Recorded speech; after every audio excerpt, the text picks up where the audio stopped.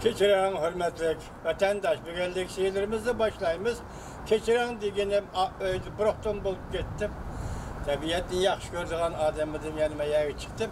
Eğer garan gurun avaz yani arlış varsa selpesrek tüvelletip avazı tüvelletip anlam hürmetli vatandaş. Bugünkü leksiyelerine başlayımız. Leksiye de Sıdık Hacı Rozi Washington'dan sözdeyimiz. Bugün çiğsağı 2019 yıl 4. ayının 10. günü. Hepteki çarşamba. Bugünkü leksiyenin mavzuları tüvendikçe. Birinci, Cungo Avrupa İttifakı yukarı dercilikle söhbetinde buruluş oldu. Avrupa İttifakı əməldarları iki tərəf birleşip Prezident Trump taqabil turduğallığına çıkarıldı. Xitay ile Avrupa İttifakı birleşip Prezident Trump'a taqabil turduğallığına çıkarıldı deydi. Mavzuda xəbər 4. ayının 9. günü Twitter betində ilan qılındı. Xəbər mundaq başlandı. Cungo Devlet Məhkəməsinin vəziri Li Keqiang Avrupa'nı ziyaret kılış harpsızı taşkarı dünya. İki taraf birleşme ahbarat ilan kılmaydı da perez kılışkan. Yakında Avrupa əməldarları yeni bir haber naşkarıldı.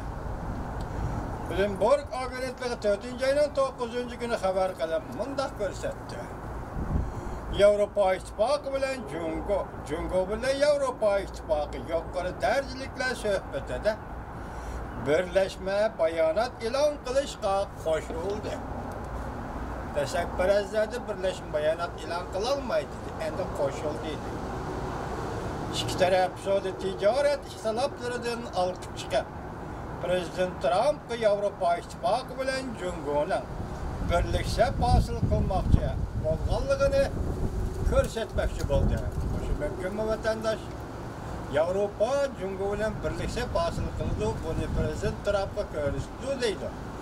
Şundan kılışı mümkün mü tasavvur kılan. Li Keqiang şu yer vaxtı 4. ayının 8. günden 12. günü geçe Avrupa'nı ziyaret kıldı. 4. ayının 9. günü Avrupa İttifakı'nın baş ştabı caylaşkan Brüssel'de 21. katımlık Cungo Avrupa İttifakı yukarı dercilikle sohbeti etkisidir. Şvitsarya Vakt Geziti 4. ayının 8. günü mundaq görsetti. Bu katımkı yukarı dercilikle sohbeti kişilere tazı ümitlendirmeydi. Haberdar kişiler mundaq aşkarlıdır.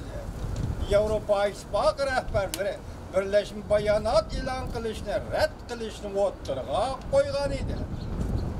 Avrupa İttifakı rehberleri qattiq meydan qo'llanib herkes mürəssələşməydiğallığını bildirgen idi. Avrupa axbarat siyaseti torbiti xəbər qılıb mundaq görsetdi. Avrupa bilen Cungo birleşme bayanat ilan qılmaydigan bolsa, ondaqda Cungo'nun elektron şirketi Huawei şirketiga bevosita ta'sir ko'rsatdi. Demek birleşme bayanat ilan kılması Huawei şirketiga bevosita ta'sir ko'rsatdi. Şunu birleşme bayanat ilan kılışta qo'lga keltirish uchun Cungo'liklar nima qilyapti? Hozirgi bugungi xabarlarda Li Keqiang Avrupa İttifaqiga yo'l qo'ygan emish. Bundaqda Cungo'nun elektron şirketi Huawei şirketiga bevosita ta'sir ko'rsatdi. O'xshashda vaqtda jumladan Amerikani o'z ichiga olgan köşlük devletler Huawei şirketini 5.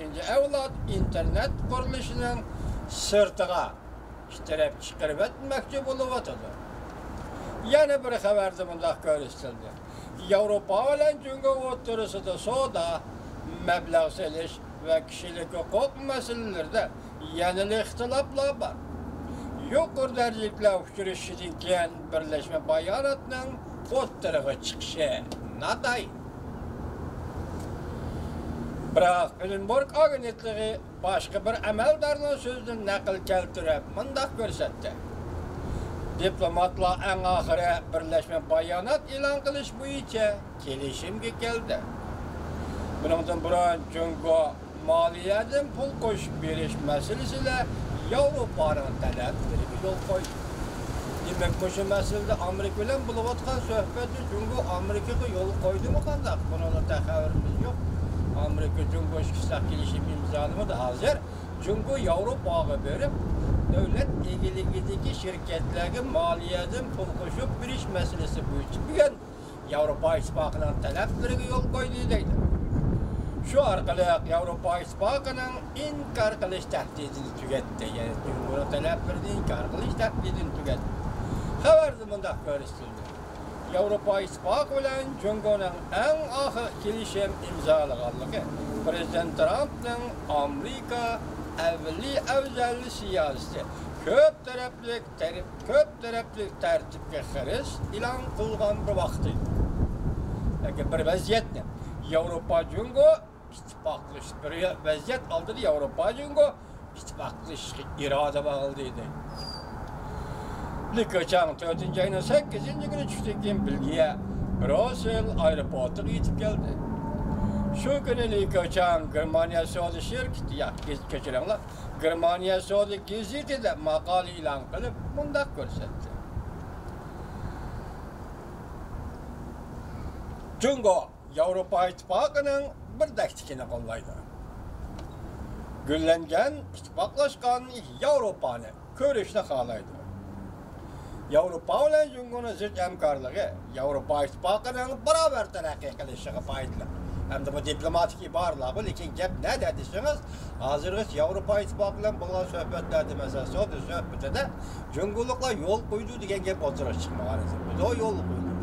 Yani şu Bloomberg agnet tarafından anlatılgan şu makale okşavrak, lakin farklı bir göz karşı ikincilik yani düğün anlayışla hürmet tüketen verirler.